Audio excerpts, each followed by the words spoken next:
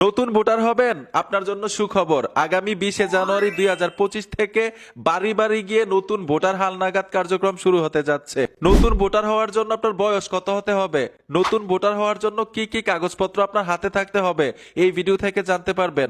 অবশ্যই ভিডিওটা অন্য একটা বাইকে দেখার সুযোগ করে দিবেন, যাতে উনিও জানুয়ারির 20 তারিখের আগে কাগজপত্রগুলো নিয়ে রেডি থাকতে পারে নতুন ভোটার হওয়ার জন্য। নতুন ভোটার হওয়ার জন্য 18 বছর পূর্ণ হতে হবে। যেমন 1/1/2007 আপনার জন্ম, আপনি ভোটার হতে পারবেন।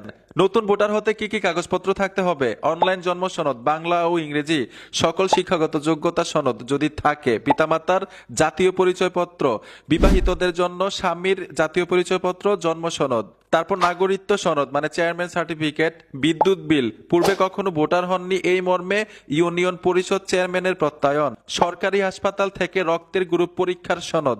জানুয়ারির 20 তারিখের আগে কাগজপত্রগুলো রেডি করে রাখুন, নতুন ভোটার হতে পারবেন।